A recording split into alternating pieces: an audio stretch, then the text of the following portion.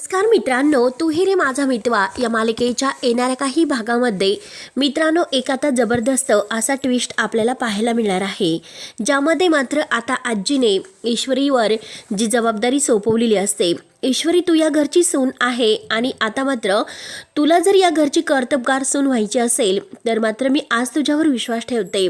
जर आताही जे दत्त गुरु महाराजांच्या पादुका आपल्या येथे येणार आहे तर त्या पादुकांची व्यवस्थित अगदी पूजा वगैरे आणि सगळं काही अगदी हे योग्य रीतीप्रमाणे व्हायला हवे. आणि जर त्यात काही विघ्न आले, जर काही अगदी व्यवस्थित आता त्या पालखीचा सोहळा पूर्ण झाला नाही तर मात्र मी कधीही तुझ्याकडे कोणतीही अपेक्षा करणार नाही. तेव्हा आता ईश्वरीने आजीला वचन दिलेलं असतं. परंतु आता मात्र राकेशला मात्र आता इकडे त्याच्यावर खूप मोठं एक संकट आलेलं असतं. म्हणजे आता गुंडांनी बेदम त्याची मारहाण करून अगदी पायांच्या बुटात जी काही बुटं आहे तर त्या पायातील बुटांची मात्र त्याच्याकडून अगदी साफसफाई करून घेतलेली असते. म्हणून राकेश आता इतका दारू पितो आणि काही झाले तरी मात्र आता आपल्याला काहीतरी करावं लागेल. त्या अर्णवमुळे आज आपली ही अवस्था झाली. एका फालतू गुंडांचं आपल्याला इतकं ऐकून घ्यावं लागलं आणि त्यांनी आपल्याला पकडून जे काही शिक्षा दिली त्यांचे पैसे जर 2 दिवसात परत गेले नाही तर मात्र अवघड होईल. त्यामुळे आता मात्र काहीतरी आपल्याला असा प्लॅन करावाच लागेल की जेणेकरून आपल्याला एका दगडात 2 पक्षी मारता येईल. म्हणजे इकडे अर्णवची सुद्धा कोंडी करायची आणि तिकडे आता त्या गुंडाचे पैसे आपल्याला परत द्यायचे आहे. आता त्यासाठी आपल्याला वाटेल तर काहीतरी प्लॅन करावाच लागेल. तर इकडे आता वल्लरी मामीचं तर अगदी तिची ती काही पेटी मिळालेली नसते आणि ती पेटी मिळवण्यासाठी ती मात्र आता सगळे भंगाराचे ते दुकान आहे तर ते पालते घालते. परंतु आता तिचं पेटी अजूनपर्यंत मिळालेली नसते. तेव्हा आता राकेश विचार करतो नक्की ह्या मामीचं त्या पेटीमध्ये काय असं गुंतलेलं आहे की जेणेकरून तिचा त्या पेटीत इतकं काय असं अडकलेलं असेल की फक्त आणि फक्त आल्यानंतर ती तेच विचारते की पेटी कुठे आहे. काही करा परंतु जावई बापू ती पेटी माझी सापडा. म्हणजे काहीतरी त्यात नक्की काहीतरी खास असेल आणि त्यात ही वल्लरी मामी आपल्यापासून ते लपवते. मग आता आपण त्या भंगारवाल्याकडे गेलंच पाहिजे आणि काही झाले तरी आता ते आपण अँटिक सामान त्याला दिलेलं आहे तर ते सामानातून ती पेटी आपल्याला परत मिळवायची आहे. म्हणजे आपल्याला काहीतरी फायद्याचं ठरेल. त्यानंतर मात्र आता इकडे घरामध्ये ईश्वरीने खूप छान अशी सर्व तयारी केलेली असते. आता अर्णव आणि ईश्वरीच्या हाताने पादुकांचे जे काही अगदी ती पालखी सोहळा आलेला असतो आणि त्या पादुकांची छान अशी पूजा होते. आजी मात्र ईश्वरीकडे पाहतच असते.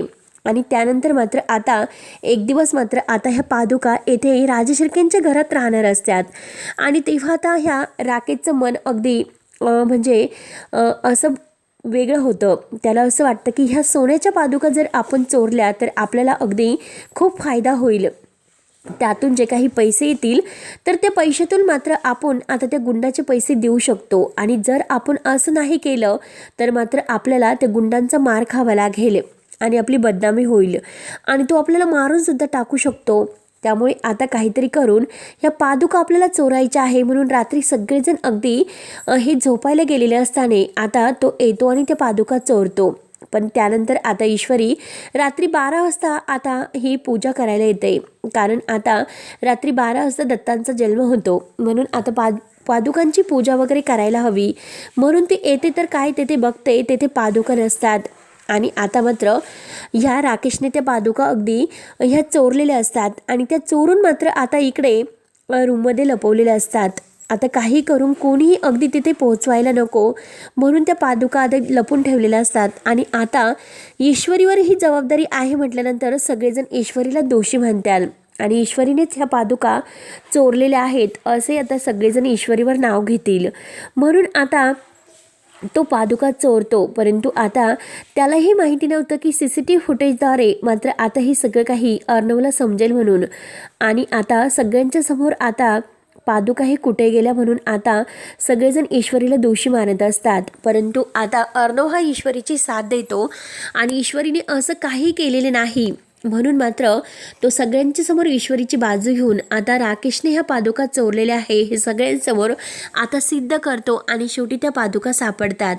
तेव्हा आता ईश्वरीला खूपच राग येतो ह्या राकेशचा आणि आता राकेश आता आणखीनच टेन्शनमध्ये येतो. कारण आता ह्या पादुका सुद्धा आपल्याला मिळालेल्या नाहीत.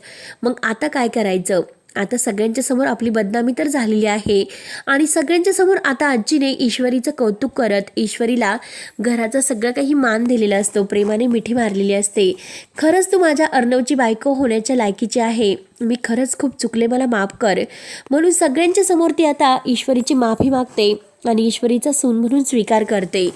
परंतु आता हा राकेश आहे तर तो खूप टेन्शनमध्ये आलेला असतो. आता अंजली त्याच्याजवळ येते, त्याला विचारण्याचा प्रयत्न करते, अहो काय तुम्ही इतक्या टेन्शनमध्ये आहात आणि तुम्हाला काय गरज होती या पादुका घेण्याची. तेव्हा आता राकेश तिच्यावर खूपच अगदी रागावतो, ती भडकतो.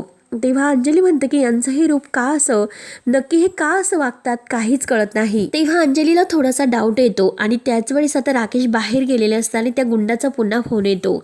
आता ते गुंड त्याला धमकावतात की हे बघ 2 दिवस मी तुला दिले होते, पैसे जर तू व्यवस्थित आणून दिले नाही तर मात्र मी काय करू शकतो हे तुला चांगलंच माहिती आहे. तेव्हा आता अंजली विचारते की तुम्ही कोण बोलतात. तेव्हा राकेश आता तिकडे बाहेरच असतो, परंतु तो गुंड म्हणतो की तुम्ही बोलतात का, आणि काय तुमचं छोटंसं बाळ होतं तर ते बाळ अगदी म्हणजे मेलं की काय, आणि तुमचा बाळाचा जो बाप आहे तर तो आम्हाला सांगत होतात आणि आम्ही त्याच्याकडून पैसे घेणार आहोत, परंतु आता तुमचं जे काही झालेलं आहे त्या घटनेमुळे मात्र आम्ही त्याला 2 दिवसाची मुदत दिलेली आहे.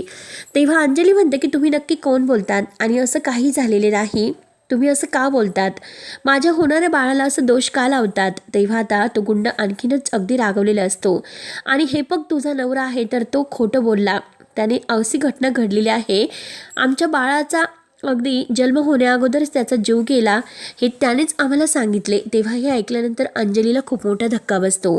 अंजली मात्र म्हणते की आता हे इतकं खोटं का वागतात तेच कळत नाही आणि पादुकासुद्धा यांनीच चोरल्या होत्या, मग आता हे सगळं काय आहे. त्यानंतर मात्र आता अंजलीला राकेशचा संशय आलेला असतो. आता मात्र जो काही तो अँटिक सामानावाला आहे तर तो नक्की जी वल्लरीची पेटी आहे तर ती पेटी घेऊन ऐन वेळेस राकेशकडे येतो. आता तो वल्लरीला द्यायला आलेला असतो, परंतु आता राकेशच्याच हातामध्ये आता अगोदर ही पेटी पडते. तेव्हा आता राकेश ती पेटी उघडतो तर त्यात काय, आता हा फोटो बघून आता शेवटी राकेशला तर खूपच आनंद होतो. म्हणजे आता यांना ब्लॅकमेल करून, आता ही मिस इंदोर आहे तर तिला ब्लॅकमेल करून मात्र आपल्याला खूप काही पैसा कमवता येईल. म्हणजे हे जे काही आहे तर ते तिच्या आईचे फोटो आहे आणि तिच्या आईचे फोटो मात्र हे अर्णवच्या वडिलांच्या सोबत.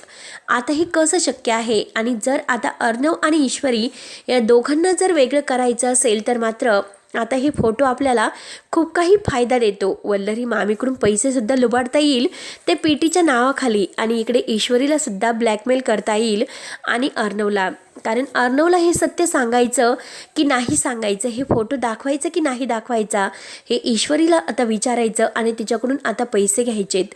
तिच्याकडून सुद्धा आपण पैसे घेऊ शकतो आणि आता तिच्या आईकडून सुद्धा आता पैसे घेऊ शकतो, कारण तिच्या मुलीचा संसार आपल्याला मोडायचा नाही, यासाठी मात्र आता आपण काहीतरी करू शकतो. म्हणून आता राकेशच्या हातामध्ये ही पेटी लागलेली असते, त्याला खूप आनंद होतो. परंतु अंजली मात्र आता त्याला जाब विचारायला जाते की ह्या नक्की गुंडांचा फोन कोणाचा होता आणि तुम्ही त्या गुंडांशी इतकं खोटं का बोलले, काय गरज होती तुम्हाला त्या गुंडांशी असं बोलण्याची. त्या राकेश हा अंजलीला म्हणतो की हे बघ तू लायकीत राहा, तुला जे सांगितलेलं आहे तेवढंच काम कर, नाहीतर माझ्या इतकं वाईट कोणी नसेल. तेव्हा आता अंजलीला राकेशचं हे रूप बघून खूप मोठा धक्का बसतो. तिला असं वाटतं की नक्की आपल्याला दाखवणारं रूप वेगळं आणि हे नक्की आपल्याला फसवतात, म्हणून अंजलीला डाऊट येतो, तिला खूप टेन्शन येते आणि हे सगळं काही ती आता अर्णवला सांगण्याचं ठरवते. त्यानंतर मात्र आता हा राकेश ईश्वरीला ब्लॅकमेल करण्याचं ठरवतो. परंतु आता हा जो काही ब्लॅकमेल करायला जातो, पण त्याच अगोदर आता अर्णव मात्र त्याच्याकडून ती पेटी घेणारा असतो आणि नक्की हा ईश्वरीला ब्लॅकमेल करतो हे ईश्वरीने आता अर्णवला सांगितलेलं असतं.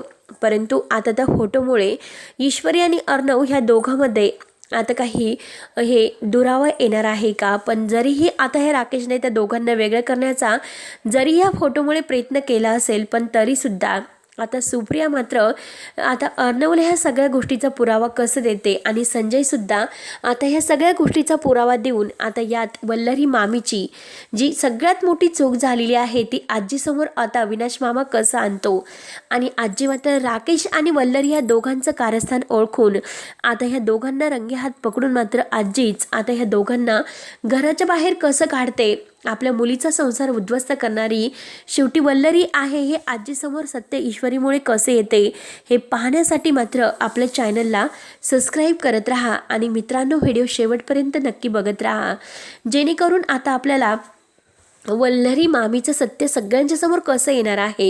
इतक्या दिवस आता ज्याच्यासाठी खड्डा खांदला तर तोच आता राकेश आणि वल्लरी त्यात कसे जाऊन पडतात आणि ईश्वरी आणि अर्णव पुन्हा एकत्र कसे येतात ते आता आपण बघणार आहोत। तेव्हा मित्रांनो पुढच्या व्हिडिओमध्ये नक्की काय होतं हे बघण्यासाठी लवकरच सबस्क्राईब करा। धन्यवाद।